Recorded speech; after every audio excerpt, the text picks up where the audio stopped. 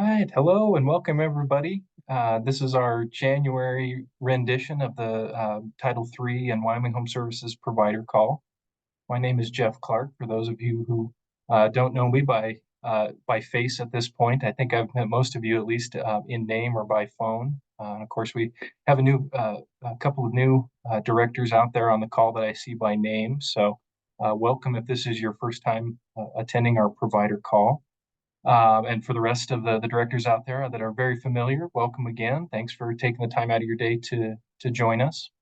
As we get started here, hopefully all of you got the agenda from yesterday. This slide here is a quick overview of what that agenda looked like about 3 days ago, and we've made some additions to that since then. So as you could see, we do have quite a few things to go over today, lots of good updates, things that are happening for us here in 2024, and just wanting to make sure we have an opportunity to touch base with everybody out there and keep you all in tune with what we're doing and what we're seeing here as we've, I guess, really completed the first quarter of our fiscal year 24 grants. So as we get started, I'll go ahead and keep things rolling with a couple of updates here from the aging division. One of the things that I wanted to bring up to everybody's attention is our program that we partnered with, Get Set Up Wyoming. So some of you probably have seen these or this information before, but for those of you where this is new, Get Set Up is an online learning platform that the state of Wyoming partnered with about 2 years ago, right in the height of the pandemic. This program was introduced to us, and we felt like it would be a good addition to the services that are offered, along with all of the great services that are offered at our senior centers, as a way really to bridge the gap when we had to all stay indoors and away from congregate settings. So over the last 2 years, we've had this platform available to any older adult in the state of Wyoming. They ultimately can log on, and there's a massive library of live training videos, classes that older adults can take. So there's things like exercise classes, how to use your electronic devices classes, how to learn a foreign language, all types of things out there that are great for older adults to engage in. And over the last 2 years, we did see some benefit in this. We were able to reach a little over 5,000 different residents in that 60 and older gap or age range. And we felt like that was a pretty good showing for the first 2 years. And we felt like this is something that we wanted to continue seeing available for our older adults. As long as they're still engaging out there, we thought this would be a good thing to keep available for them. So we just recently got ready to sign a new agreement with this group, Get Set Up, and they're going to keep this platform open and available at no charge for older adults. When we send these slides out, you'll have a nice link here. This link is on our webpage. We would encourage you all to share this information with the clients that you're seeing. Gives them an opportunity to engage, likely in hours that you aren't being active in your senior centers or with your services. So certainly a complimentary service to everything that you all have going on out in your world. So please check it out yourselves. Feel free to go out there. I think you can actually log in and use the same codes for those free classes if you want to check it out and see how it works. But it's pretty user-friendly, and we would encourage you all to share this along to your constituents as you see fit. So any questions about the Get Set Up platform that's out there? Jeff, this is Linda. Is it okay if we post that website on our websites? Absolutely. That's a great point, Linda. I actually wanted to say that today. So yeah, feel free, grab this link. Again, you can either grab it from our website right now, or when we post these slides out there, feel free to grab this web address. And yes, please feel free. If you want to share it on social media, that's great. If you want to put it on your own website, that's great too. Any other questions out there on Get Set Up? I think I have a chat here. Let me see. Oh, okay. Thanks, Jamie, for that. Great classes. And Aaron, thank you for promoting. That's great. Excellent. All right. I'm going to go ahead and move on here. The next update that I wanted to share with you guys here happening at the aging division was a group that we looked into called Sage Care. Sage Care is, as you can see here, is a leading LGBTQ cultural competency provider. And we first got introduced to Sage Care through our federal funding partners at ACL. ACL actually ended up funding this organization in the hopes of spreading the cultural competency within older adults and the needs of the LGBTQ communities. And what they did is essentially provided a grant to Sage Care in order to offer cultural competency training to all recipients of Older Americans Act funding. And so throughout last year, the aging division here got together with Sage Care, and we engaged with them to essentially set up a booking of classes that our staff could partake in order to gain some knowledge about this population that we're potentially serving out in our services. And the reason I'm bringing it up to you is because I thought it was really neat. After we all took some classes, we learned some great things about the culture surrounding the LGBTQ population. And we wanted to share that with all of our service providers out there, the ones that are actually out there providing direct services to these clients. And the neat thing about this too is after we completed courses with this group, they gave us essentially a national recognition within their organization that essentially highlights the fact that the Wyoming's aging division has taken part in these cultural competency courses. And to that end, we wanted to share that with you. I've provided a couple of links here, a quick fact sheet about who Sage Care is and what they do. And then also a link here for a way for all of you to engage with them as well. So that second link here on the page, actually, I think I'm just going to click on it and show you guys because I think it's important here. So if you're interested in diving into these cultural competency courses or getting any of your staff engaged with this, follow this second link here. There's just a short survey questionnaire out here, and that'll essentially prompt an email conversation from the Sage Care Network. So you'll enter your information in here. And then down towards the bottom, there's this question that asks, do you receive funds directly from ACL for your services? And make sure you answer yes to this question, because then that gets you access to these classes at no charge. It won't cost your organization anything to have access to those. So I just wanted to show you guys that, make sure you were aware. Again, I felt like this was a really good opportunity for our staff, and definitely wanted to pass that along to all of you out there. Did you guys have any questions about the Sage Care group?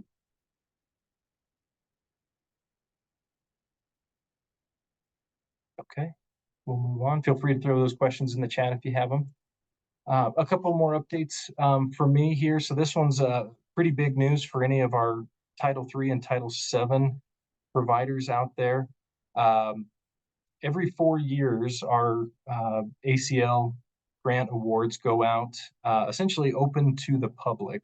And so looking ahead, I know we've just barely begun fiscal year 2024, but looking ahead to fiscal year 2025, starting in October, these grants essentially will be open to the public to apply, to let us know what services they're providing out there, and potentially get into our mix of services. So we are going to begin the process here, hopefully as early as next week, where we have this public notice going out in newspapers. We'll be sending emails, all type of things, essentially just to try to get interest from the public coming back to us here at the aging division. And so this public notice is going to include a request for a letter of intent from participating organizations. So hopefully everybody on this call is interested in continuing to participate with these grants in future years. If that's the case, then what we would expect from you all then is a letter of intent to apply for those grants in the upcoming year. There'll be more specifics in that public notice about the due dates for those letter of intent. and everything, but I certainly wanted to give you guys a first pass at this, let you know that those are coming. They will be out there. And if you should have any questions when those public notices come out, you can certainly reach out to us and we can give you more information. So again, for a lot of our providers out there that have been here and seen this before, it's pretty standard that we do this every 4 years. For those of you that are maybe new out there, this is definitely an important piece to continuing the grant funding year after year for your organizations. Any questions for me about that?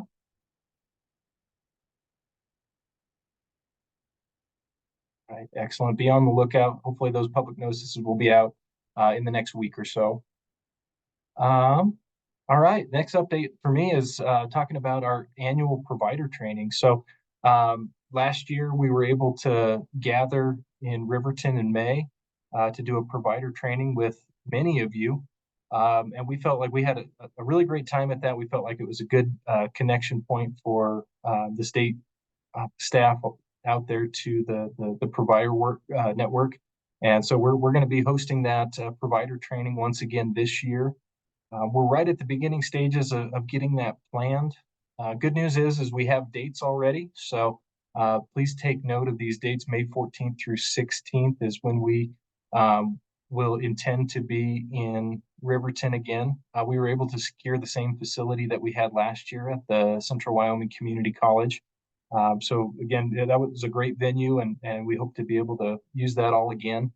At this point, we have been working with a hotel there in Riverton to reserve a block of rooms.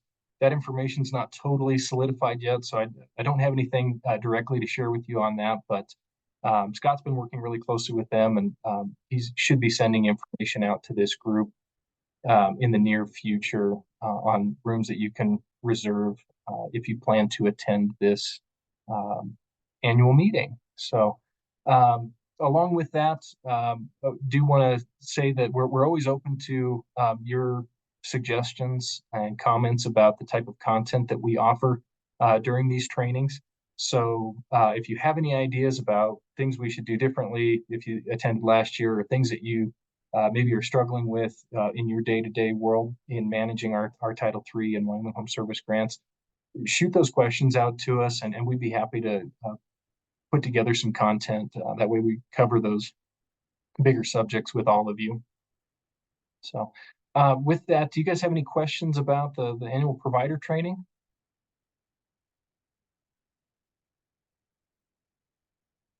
And of course, those dates are weather pending. I know last year we had to do kind of a last minute pivot with a major snowstorm that flew through. So again, hopefully we pushed it back far enough now that it won't be a problem. All right. With that, I'm going to go ahead and move on. I have just one more slide here, one more update I wanted to give you guys.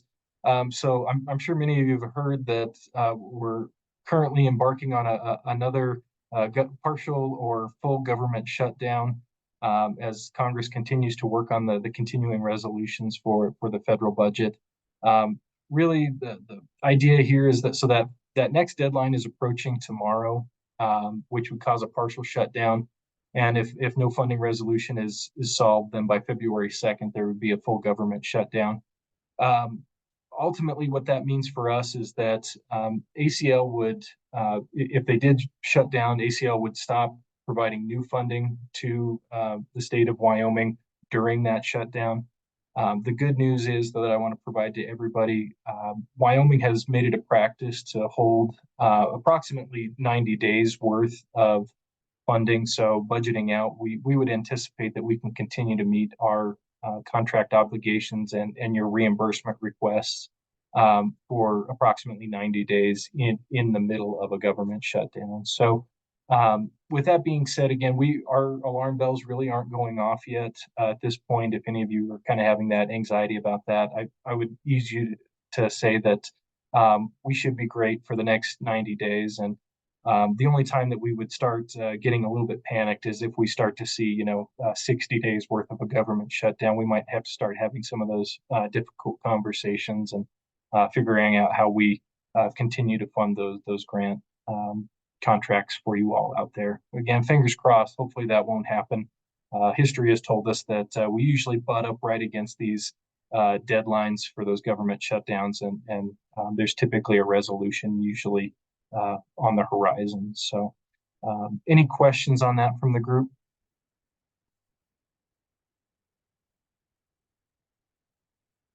Okay, excellent. Well, that does it for the information I had for you guys. I'm going to pause just one more second, see if anybody had questions about any of my content. Otherwise, we'll move on.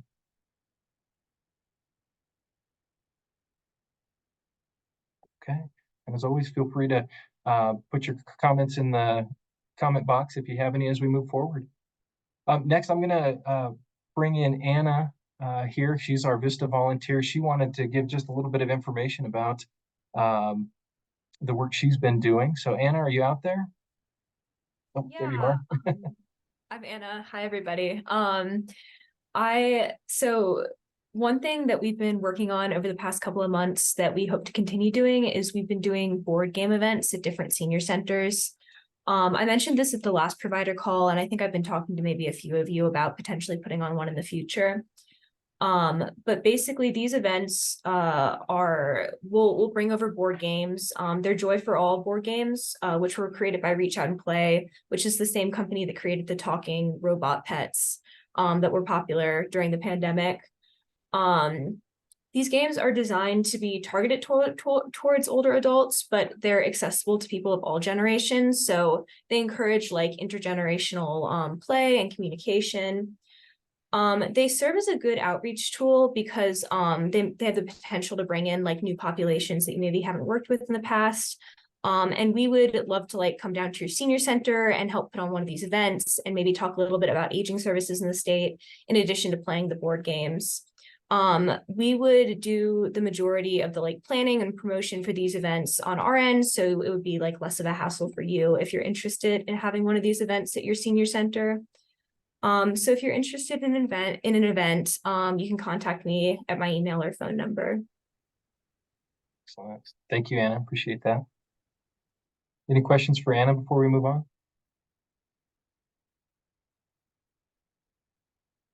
Oh, okay. Yeah, we had Sherry saying, yeah, we had Anna out there in the fall, so the games were great. Appreciate that, Shelly. Excellent. Well, we'll go ahead and move on then. I think we have next, yeah, Lisa Ingstrom, which is our Title III-B program manager. I'll pass it over to Lisa. Good afternoon, everyone. Okay, so a few of the things I wanted to talk about today. Just a reminder to please be tracking your budget categories monthly that you had put in your grant application. Within the first couple of months of the fiscal year, we've had some who are already going over their budgeted amount. So we want to make sure you're tracking that.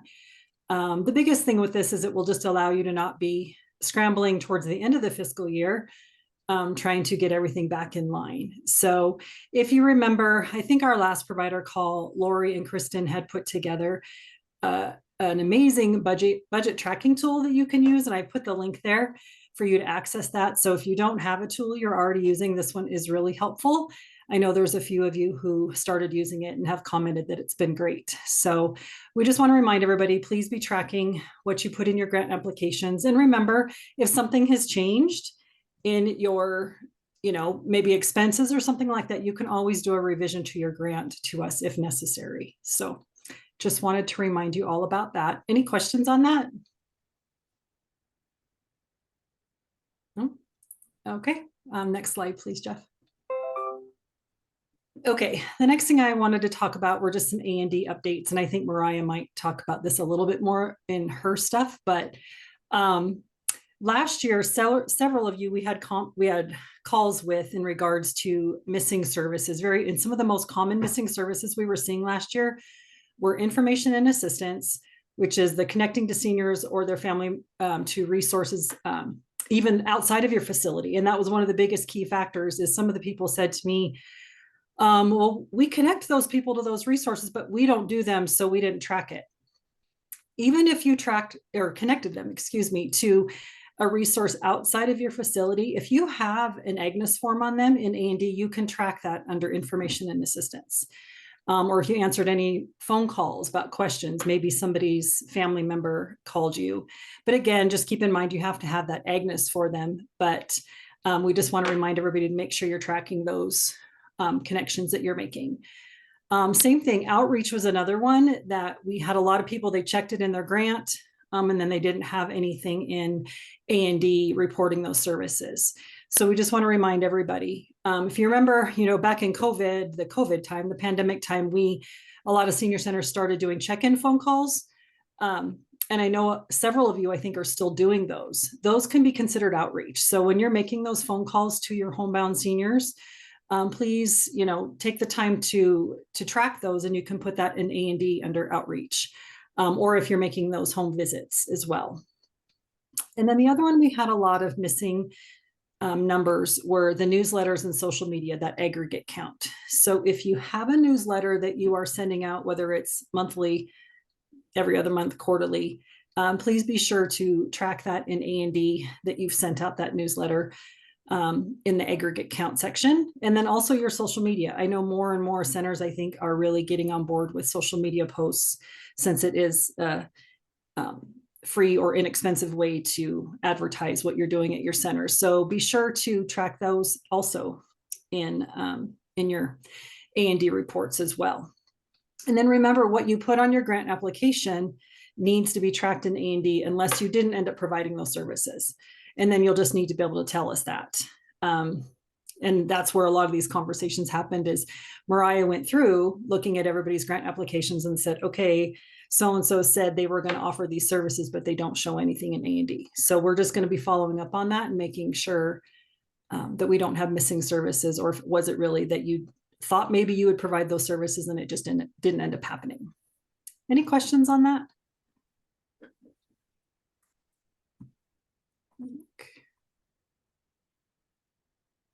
Okay.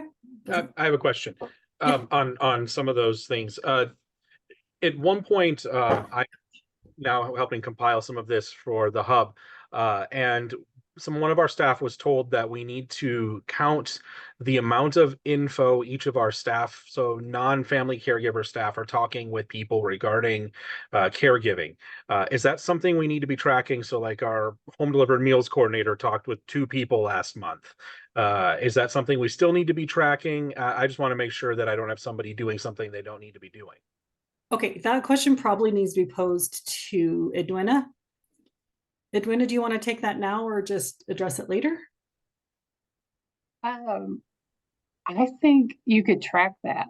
I think that would be helpful. Yeah, you can track that under caregiving assistance. If they're not already on the caregiver program, then it would go under assistance. If they are on the program, you can consider it like a case management follow-up. Yeah. So it would be under, what did you say, under assistance? Yeah, it'd be that National Family Caregiver Assistance Service. And because it was initially under assistance as an aggregate entry is what I have it on a previous form. I just want to make sure I'm collecting it in the right place and then have our A&D person put it in the right place. So, all right. Thank you guys. I appreciate it. And then Lisa, you have a question. Aaron has a question about Tai Chi and falls prevention. Yeah, Aaron, I'm going to talk a little bit about 3D stuff here next. So okay. If I don't answer your question, then certainly we'll let you ask it. Okay. Yes. Thanks, Lisa. You're welcome. Okay. Any other questions in regards to A&D updates for 3B or 3D? Okay. All right. Next slide, Jeff, please. Okay, so I just wanted to touch on the 3D program again. A lot of this I talked about on our last call, but just want to remind everybody for fiscal year 24, the current programs that are available without going out and doing any extra legwork would be your Tai Chi and the bingo size. Jeff Grant does still have some bingo size licenses available that he had purchased prior to them not getting any more funding this year. So if you are still interested in getting bingo size going, I would reach out to Jeff Grant and see if he still has licenses available that you could get from him. And then I believe he also had sent out an email to all the directors about a program called Think First that he has available. So I don't know if any of you, I don't know anything about that program yet. And I don't know if any of you have decided to try it at your facility. I would love to hear if you did and what you think about it. The other program I just wanted to mention briefly, because it's relatively inexpensive and one of the easier ones to get started, if anybody is looking at trying something new. I know some of you are not having great luck with Tai Chi, which is a fall prevention program. And bingo size can also be considered a fall prevention program along with their nutrition component. And if you just don't have folks that are buying into either one of those, the SAIL program is a fall prevention program. And it is really quite easy to get going in regards to there is no license fee. It's considered a public domain program. So there's no license fee that you need to purchase. And they offer online training for the trainers or the facilitators. And the last time I looked, it's $180 for that class. And then it's usually, I think it runs, around a 12-week program. But again, it's another fall prevention program. So I just wanted to mention that. I don't know if any of you had taken the time to go out and look and see what other programs are out there, but some of them can be really costly to get implemented. And not all of them offer an online training component. So I just wanted to talk about this one if it's something you might be interested in, if you're having troubles getting people interested in Tai Chi or bingo size. And I know Erin, she sent me an email earlier and she was asking me, they used to do the matter of balance at their center. And of course that one is not available without going and purchasing your own license now, just because Jeff Grant doesn't have that one anymore. And so she got a couple people to do Tai Chi, to get certified to do Tai Chi, but she's really struggling with getting people to buy into the Tai Chi fall prevention, because her folks just really loved Matter of Balance. And so she was asking me if anybody else was struggling with that. So I would ask if there are any of you that are struggling with getting some of your people to make those switch over to programs, if you found a way to get them to buy into the different programs, if you might reach out to Erin and let her know what you did, or you can put it in the chat box here and let people know. But again, I wanted to mention the SAIL program because it is another fall prevention. So maybe, Erin, it might be one that you might get buy-in for as well. I know you did send people to get certified for Tai Chi, but if they're not wanting to do it, maybe this might be another road you can go down if you're interested. But has anybody else had that problem, switching from one program to another and getting the buy-in from folks?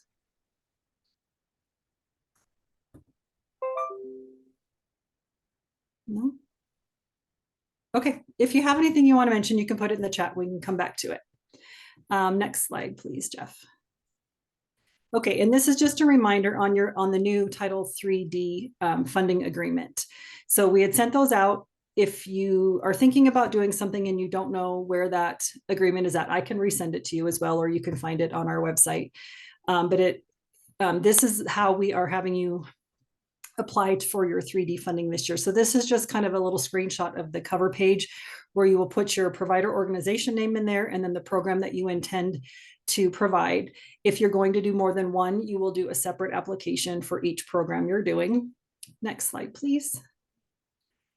Second page is you're going to provide the explanation of your program. In the first box, provide that, what program you're doing and a little bit of information about it. How many classes is it going, the session, how many classes are in each session? How frequently is it offered, once or twice a week? And then what, just what you're going to do to keep the fidelity of the program. Down in the second section is where you're going to provide us a little bit more detailed information about your budget. So, are you going to be asking for funds for only instructors, or are you going to be asking for funds for instructors and other direct related costs? Maybe there's supplies, like Bingo Size has supplies to that program. And you'll put that there. Next slide, please, Jeff. And then here's where you're going to break it all out as well and put in the dollar amount. And then make sure you sign and date it. And then you're going to send it back to me. I will let you know if it's approved or not. And then reminder, do not start any classes until you get an approval from us on your application. And also another reminder, only direct related services can be billed to 3D programs. So only your instructors or supplies that are directly related to the program. You can't put any admin costs to a 3D grant. Next slide. I think I have one more. Okay, this one is just the new invoice. So any of you who have done 3D in the past know that there was a specific invoice provided. We've changed that to this year, make it look just like your other Title III programs. So just make sure when you're ready to turn in your invoice to use this one.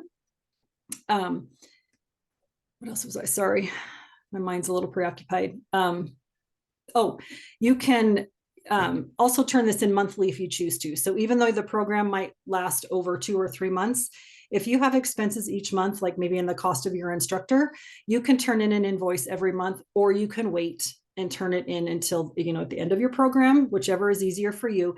Just remember, you will have to provide us with a P&L that shows those expenses that you're charging to the grant. And their reminder, there's no local match requirement for 3D. And I think that was all I have. I just saw a question though on sale. Yes, SAIL is a 3D program, Linda. It is an authorized 3D program. Any other questions on all of that? I think that was my last slide, I believe. Find out. Yeah. Excellent. All right. Well, if you have any questions for Lisa as we go through, please feel free to put those in the chat. We can always circle back. In the meantime, we'll go ahead and introduce Lori. She's our nutrition program manager, and she's going to walk us through the next group of slides here. Lori, welcome. Hey, everybody. Thank you. I don't have a whole lot to cover today, but there's a couple of items. I first of all wanted to say for the nutrition programs, I have seen a lot of improvement on the tracking and less revision so far this year with the invoices. So for those of you that have increased your level of detail to that, I thank you. And hopefully those tools that we provided are useful. And maybe if there still are some folks out there that haven't found those tools, just let us know. We can certainly point you in the right direction. I think that they are available on our website as well. So yeah, thank you for that. I also, in regards to invoices, wanted to just make a reminder to everybody. If you don't tend to expense local match funds or NSEP on your C1 and C2 monthly, make sure that you are including a portion of local match and NSEP funding at least quarterly. That is something that we're looking for. And come the last month of that quarter, if there is none, I'll be reaching out to you to please do so.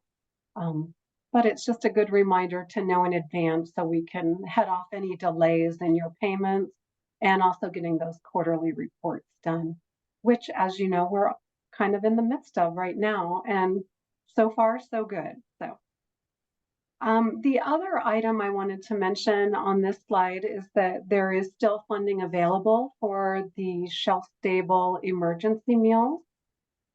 This is a first come, first served basis as far as funding goes. And if you're interested, I would ask that you please reach out to me, preferably by an email request.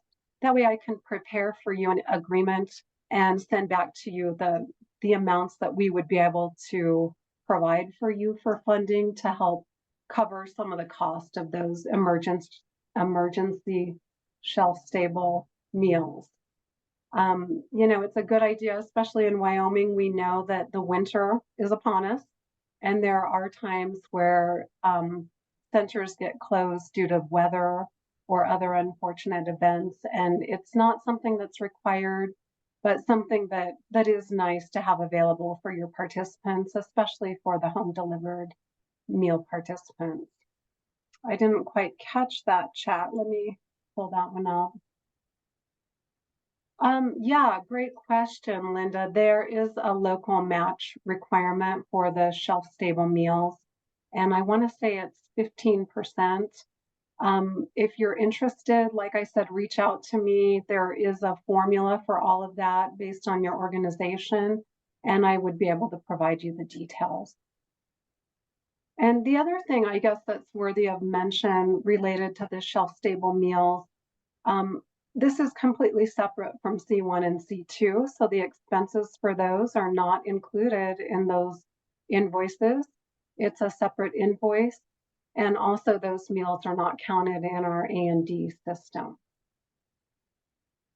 Are there any additional questions about invoices or the shelf-stable meals at this point?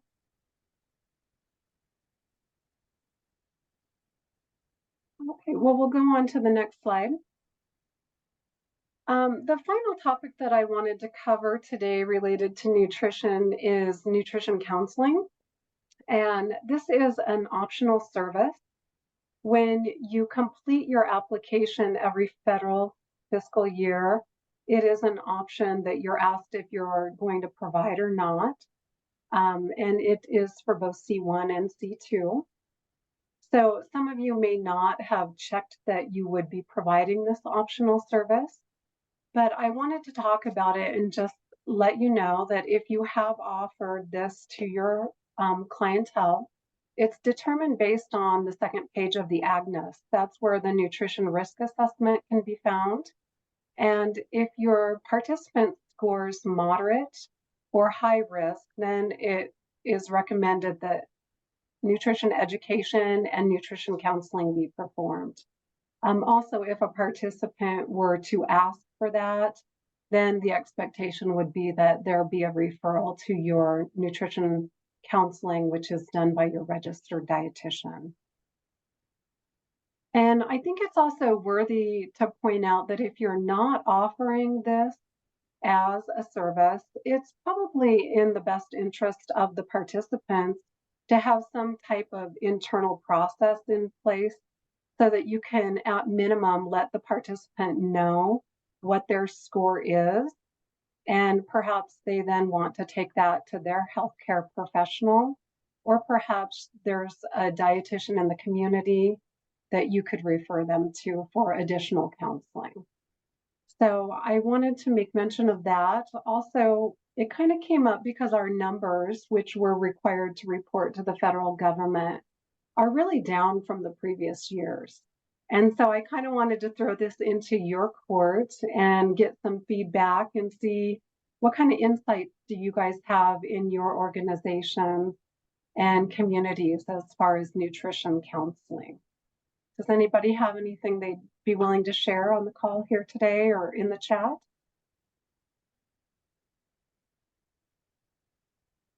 So Lori, this isn't an insight by any means, but it's more of a question, and it's maybe you or Mariah. So in the past, when somebody had that moderate level on the Agnes, we would send them the nutrition brochure to follow up. But then we were told we couldn't count those individually because our nutrition education has to be an aggregate. So we put that in our newsletter every quarter. But what about for if we refer somebody for nutrition counseling, does that go in SAMS then on an individual basis? Yeah, great question, Linda. It does. The nutrition education piece should also be extended to the individual that scores moderate or high. However, that is always recorded as an aggregate entry into the A&D system. The nutrition counseling is an individual basis, so it would be done by the dietitian, and it would be marked. I don't know exactly what the terminology is we use in A&D, but I think it one participant equals 1 unit of service.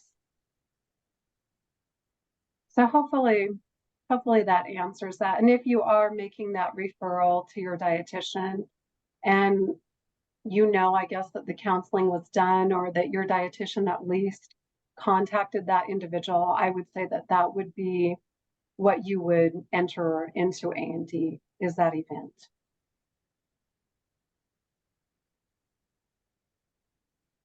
Are there any other questions?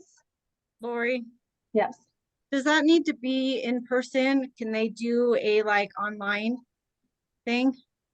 You know, there's nothing in our policies or procedures that says it needs to be in person.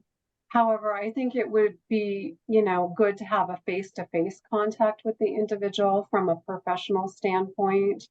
So maybe if there could be kind of a video conference set up, or at minimum, a phone call. But something certainly that the dietitian can document and keep some backup information on to carry forward with that individual. I just made my first referral ever. So Oh, I just want to make sure I know what I'm doing. We've always offered it, but nobody's actually said yes till this week. So, and the rules don't have a lot in there. So I just want to make sure as I get this scheduled that I'm doing what I need to. All right. It sounds like you are. So if you have a dietitian that you're contracting with that's willing to provide the counseling and it's a service you've determined on your application that you'll provide, then yes, you refer that person to your dietitian, and your dietitian should have the knowledge and know-how in order to make sure that that counseling takes place. I'm hoping I can set it up to do it while she's here because the mileage kills me. Mm. But the mileage is way more than the actual service. So if we can do it that way, that's what we'll do. But if the client wants it earlier, I didn't know if I could offer a virtual. Yeah, I honestly don't know of anything that would prohibit it being virtual. And Jeff, I don't know if you have any knowledge prior to my being here, if that's ever been up for debate. Yeah, we really never encountered it. But just like you said, Lori, I don't see anything that would keep us from allowing that as an offerable service. So. Okay. Well, thank you, Wendy. I'm glad that you're and then getting some interest. I'm still going to call you, but don't process my payment. I just want to know, basically, I under budgeted program income significantly, evidently. Hopefully it's just Christmas. But if I'm going above what my budget is, can I put that through a category that I did not budget for? Or do I need to amend my budget?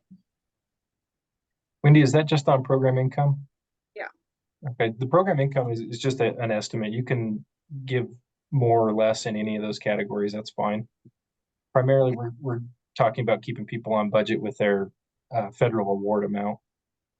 Okay, well, I just didn't want to be plugging in thousands more local money.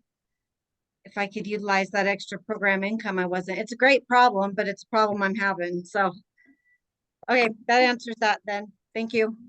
Okay. And I can still call you, Wendy, as far as that goes before I process your payment.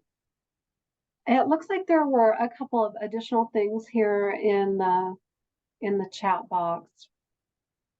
Yeah, Laura, I didn't see anything that was a direct question to us, but some good conversations happening around what others are doing for nutrition counseling. We'll definitely try to capture this chat so we can go over it.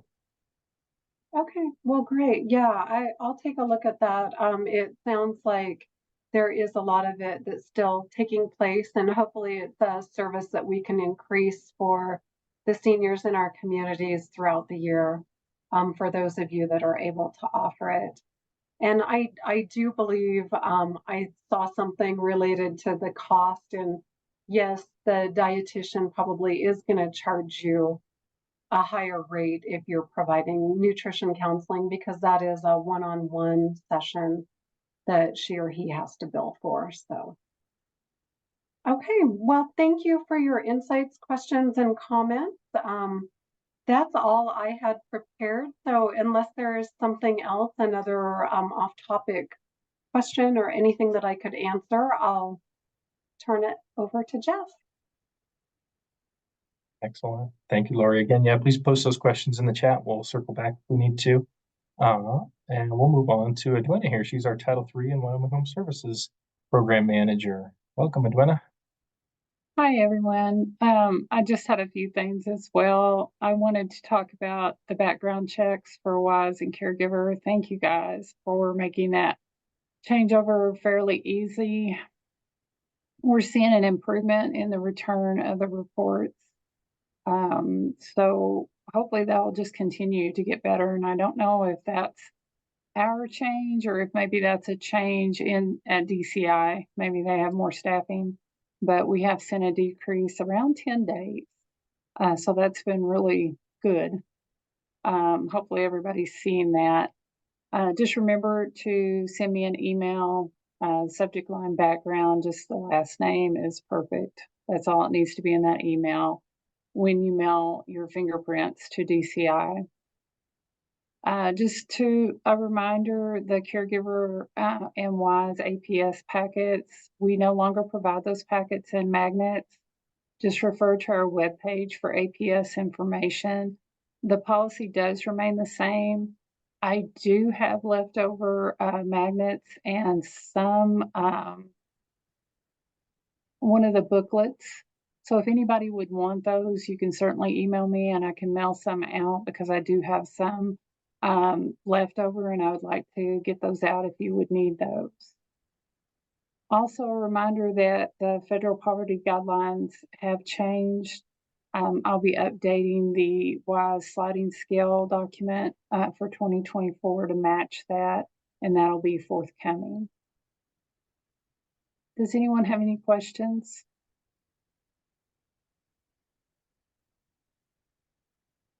Okay, next slide, Jeff. Yep. Invoices, thank you for sending your invoices timely. Please take time just to double check the invoices before you send them. I see just a few errors and incorrect dates. Sometimes the center name is out of the invoice. Just maybe have a once over or have someone else second glance it would be helpful. We all make mistakes, and I don't have any problems with those corrections. It's just, a reminder. Also, regarding ACCs, I've had this happen more than once. If the ACC leaves your employment, drop me an email and let me know because I do keep those lists and I need to remove those people from our records. Caregiver providers, request for caregiver information. The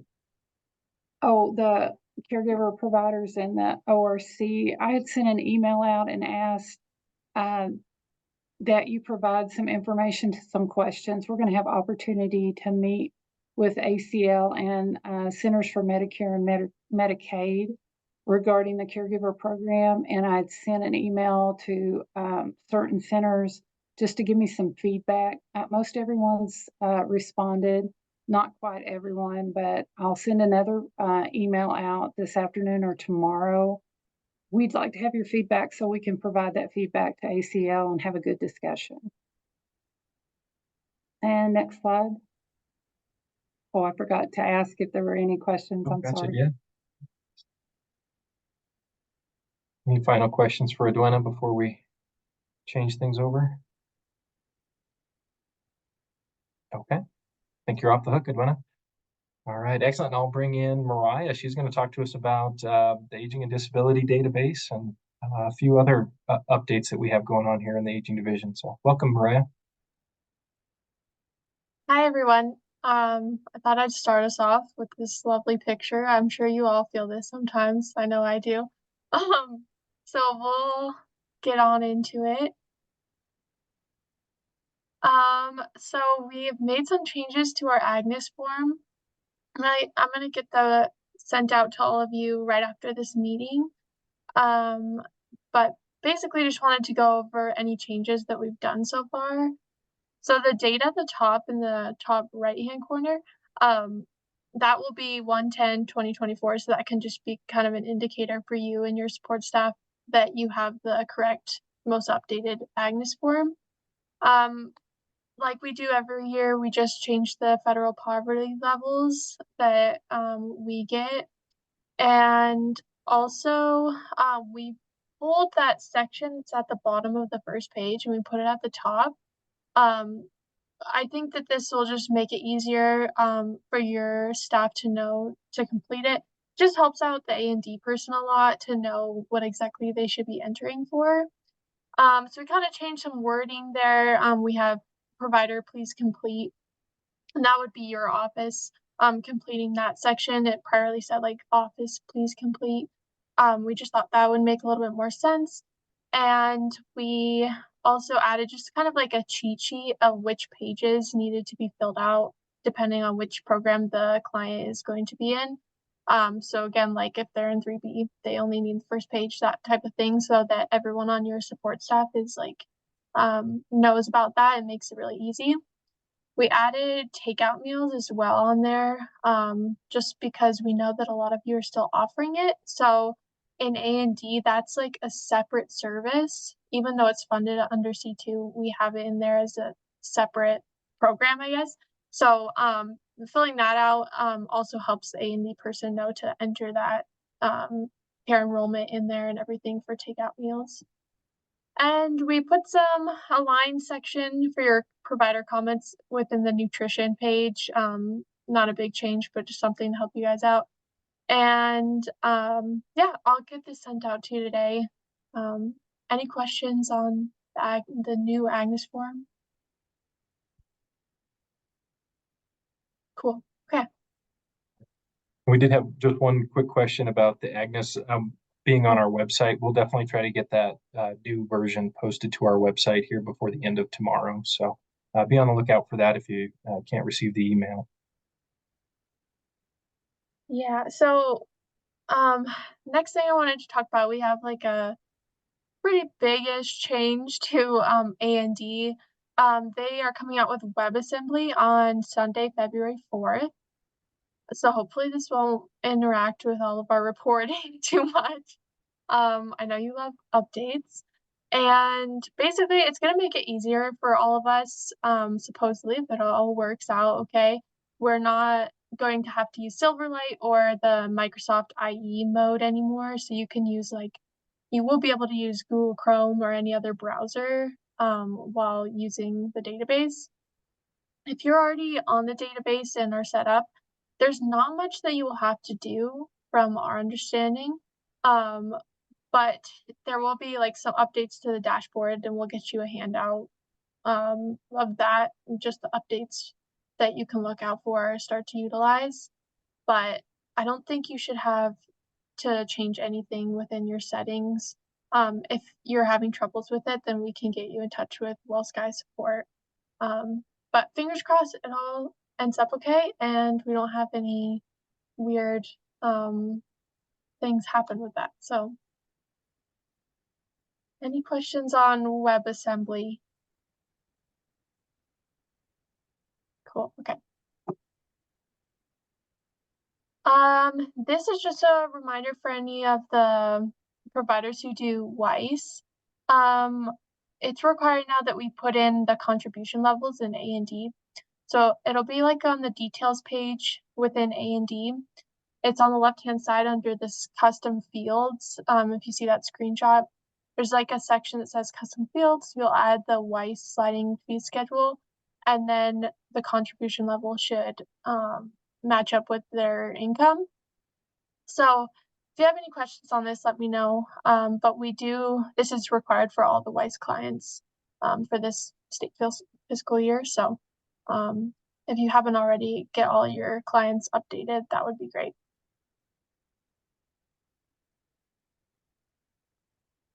Okay, I'm good. Next. Okay, I'm gonna put together like a quarterly meeting for all of our A&D people. I know that some A&D folks are on with us right now, but I think it would just be good to have a meeting with everyone and not just our directors. Just go over some updates. So I'll get a Google Meets invite sent out here soon, but I'm going to be doing it on Tuesday, February 6th at 1 p.m. And yeah, we're just gonna, that'll be right after the WebAssembly like update. So we can all discuss it and cry about it if it's like hard on us. So yay. Okay, I'm good on this one. Okay, and just some reminders as we are wrapping up all of our data from the last fiscal year. Like Lisa said, any service that you put on your grant app, just make sure you're putting it into the A&D system. And if you just didn't have anyone interested in that service or something like that during the year, just let us know. You guys can do a verification report on your own to check like if you're missing a month of data. That happens sometimes, I totally get it. So basically what you could do is just run a year-to-date report, and then you can subgroup by the month, and that'll show you your numbers for each month. Say there's no numbers entered for like November, it just won't be on the report at all. So that can give you guys like a good way on your own to double check those types of things while we're going throughout the year. And a lot of the times I'm just seeing months missing for aggregate counts. So we can do the same thing with the aggregate report, just subgroup by that month, like I have in the screenshot over here. And that should get you a good picture of the year. Yeah, that's all for that. Any questions? Perfect, okay. Like Lisa said, again, please enter newsletters and also social media if you guys are doing that. If you have like quarterly newsletters, it's fine if you just put it in there quarterly. But if you have if you do social media as well, you'll want to put it in as the service of public information, and then the subservice is just social media. Then it just goes in like any other aggregate count. So yeah.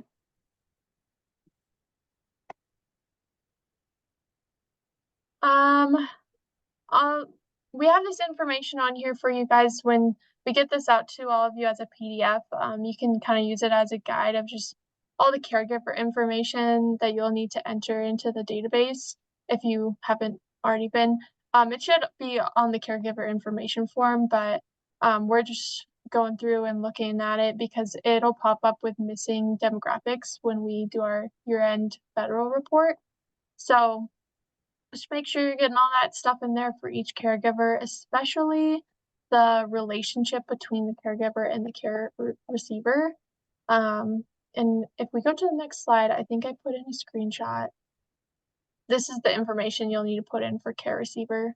So just a list of all the demographics, but here we have where you would put that relationship. It'll be on the details page. And then if you're on the caregivers page, then you would want to put in the care recipient on that details page and just specify what the relationship is between the caregiver and the care recipient.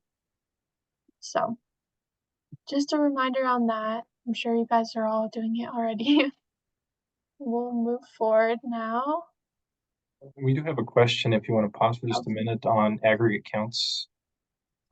Oh yeah, social media, how do we know?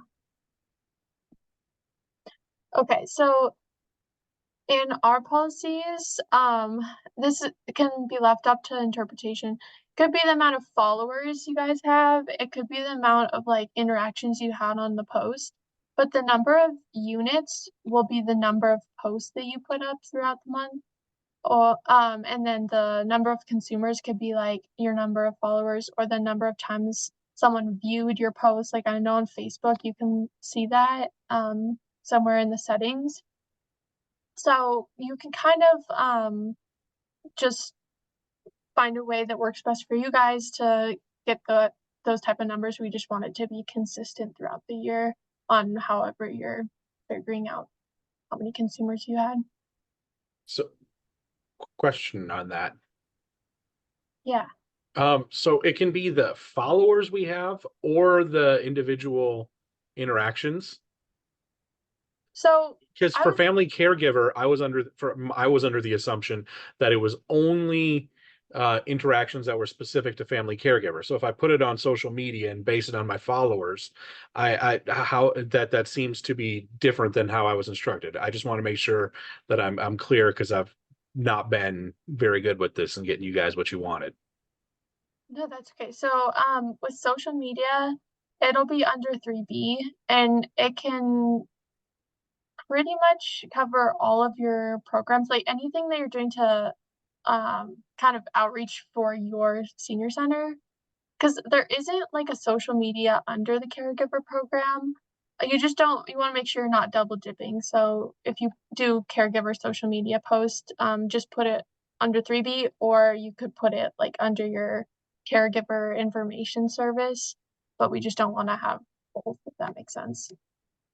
Yeah, kind of, because the difference is I have 2,000 followers on Facebook, and most of my posts that are specific have 100 to 150. So the difference is vast. Gotcha, yeah. And so, it varies in what you're going to get in terms of accuracy is my issue with wanting to make sure that we get you real information versus cooked numbers, it seems like. Gotcha. Yeah, we can definitely chat about that and find a good way for your center how we can count those consistently for sure. Thank you. Yeah, thank you. Hey, Mariah, can I say something on that real quick? Yeah. Pretty much what I've been telling people when I have a conversation with somebody about it is I tell them to look at the interactions, like how many people liked the post or if they commented or questioned. And I just tell everybody, pick a day. So say you put a post out on Monday, maybe you want to wait till Friday or the following Monday, but pick a day then to sit down and say, okay, I'm going to count how many interactions we had. Certainly don't feel like you need to look at it every day and figure out what's new and what's not. Just pick a day, whatever you want to do. But like Mariah said, just make it consistent. So if you check those posts weekly, always just do it weekly and count however many interactions there are at that point in time, is what I tell people. If you want to look at it monthly, that's up to you, to see how many you had in the month. But just pick one day that you can go and be like, okay, there was 10 interactions on that menu post or whatever it might be.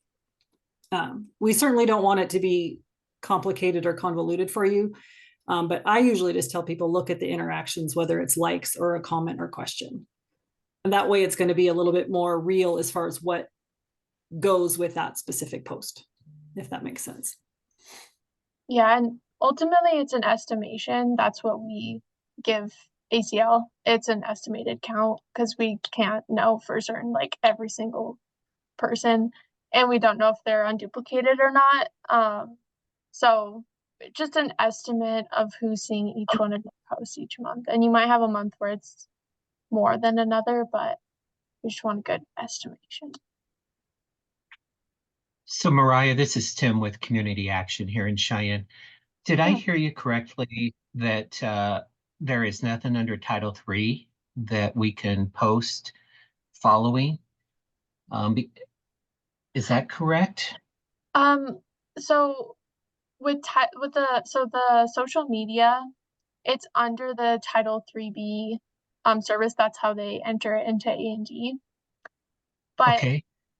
So so if we don't have the Title 3B, how do we count our following to get credit under Title 3E, the caregiver the family older relative caregiver program, if everything goes under B? So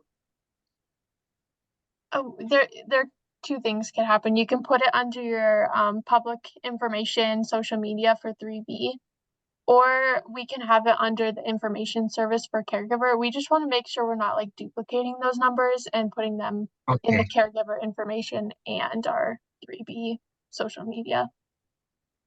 Okay, I misunderstood. So we can put it under like the older relative caregiver under information then. Yes. Is yeah, what I'm saying.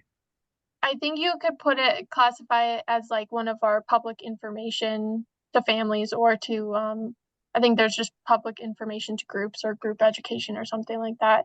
But yeah, it would be that information service instead of it, and not assistance, but just information. Hope that clears it up. Yes, thank you so much. Yeah, of course.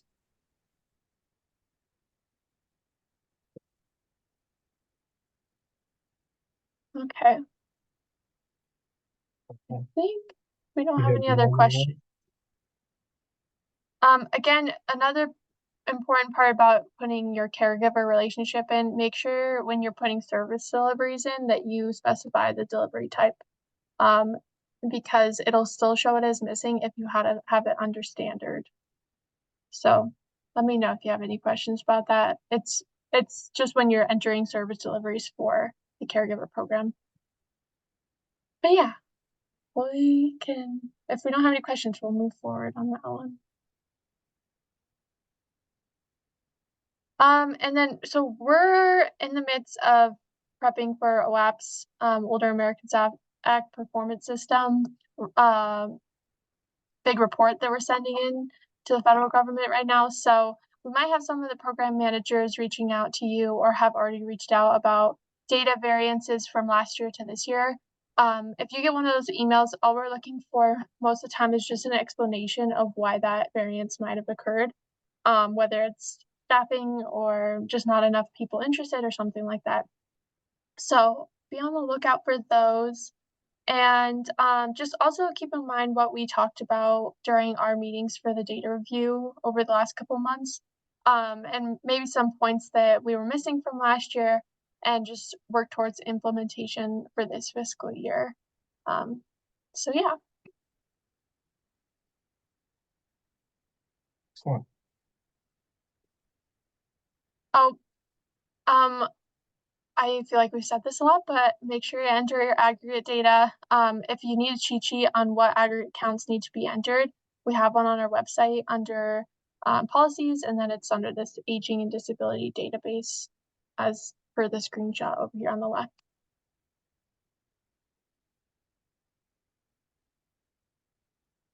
And to end off, here's a statistic since we're talking about data about our state. Hope you guys enjoy. Very appropriate for this week, Mariah. Very good. All right. Thank you again. If you have any follow-up questions for Mariah, please put them in the chat. I appreciate you guys sticking with us here. We have just one more presenter here. Scott's going to join us. He has a 1-hour dissertation on quality assurance, so it'd be a great time to grab some popcorn. Totally kidding. Welcome, Scott. Thanks, Jeff. So we sent out the attestations for WSSB. We still have a couple of you guys that are we're still working with. So the one thing I want to say is when we send these attestations out, they're based on what you guys send in on your invoices and what you agree to on your quarterlies. So please make sure that when you're looking at those quarterlies that you're being very specific and letting us know program manager wise if there's any changes, or it could have been a fat finger on our part, etc. And then just whenever we get them done, please send them to me. Next, Jeff. Okay, so affirmation of audit was sent out by the finance folks November-ish timeframe. I'm hoping that everybody has them in, but if not, totally understand. Please get them in as soon as you can. And if you're having problems getting your financial statement stuff done because you can't find a CPA to do them, make sure that you send a letter in to the finance folks, letting them know that you've tried for X amount of months. You can't find anybody to do it. Can they do anything to help you? They may be able to give you an exemption from that. So just keep that in mind. And then finally, still with the sam.gov registering, please, as soon as you guys see the email from me saying that you're going to expire, please go ahead and redo it, because there is a big backup at SAM still. I do check that at least once a week. So, and that's all I have, pending any questions. You're welcome. All right, excellent. Well, I think that does it for information we have for you today. Again, appreciate you guys spending an extra 10 minutes with us here. I'll pause for just a minute, see if there's any questions that people want to circle back to. If not, you guys are welcome to take off. We again appreciate you guys participating in this, and we'll be in touch soon with some of these other updates that we talked about today.